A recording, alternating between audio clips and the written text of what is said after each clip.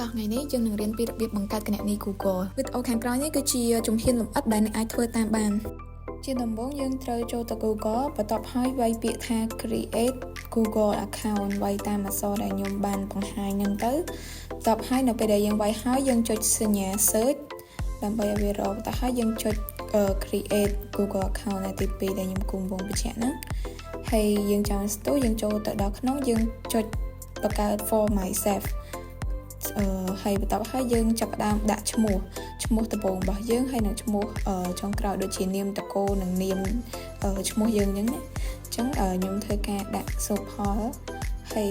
ឈ្មោះចុងក្រោយគឺផាត់អញ្ចឹងបន្ទាប់ហើយយើងចុច next បន្ទាប់ពីចុច next ហើយយើងដាក់ថ្ងៃខែឆ្នាំកំណើតរបស់យើងឲ្យត្រូវជាមួយនឹង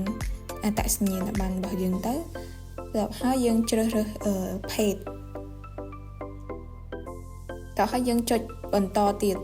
ហើយកន្លែងនេះគឺយើងចង់រើសរបស់គេមានស្រាប់ឲ្យយើងក៏បានយើងចង់បង្កើតឈ្មោះរបស់យើងក៏បានដែរអញ្ចឹងកន្លែងហ្នឹងខ្ញុំយក create ឈ្មោះរបស់ខ្ញុំខ្លួនឯងខ្ញុំដាក់ password 1905@gmail.com តោះហើយខ្ញុំចុចបន្ទាប់ហើយយើងដាក់ password កន្លែងនេះយើងដាក់ឲ្យច្រើនតិចទៅដើម្បី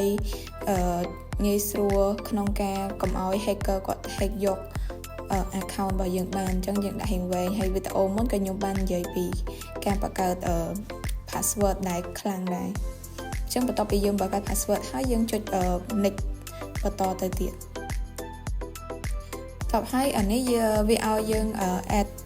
recover email អញ្ចឹងខ្ញុំដាក់ email ខ្ញុំមួយទៀតនៅពេលដែល email នឹងមានបញ្ហាខ្ញុំអាចយក email មួយទៀតមក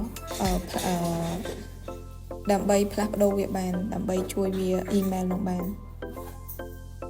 អញ្ចឹងនៅពេលដែលខ្ញុំដាក់ហើយខ្ញុំចុច next បន្ទាប់ហើយចុច next ទៀតទៅ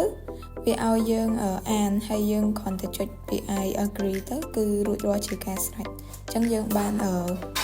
គណនី Google account យើងមួយរួចរាល់អញ្ចឹងវីដេអូថ្ងៃនេះមានតែប៉ុណ្្នឹងទេបើសិនជាអ្នកនរគ្នាមានចម្ងល់អាច comment នៅខាងក្រោមបាន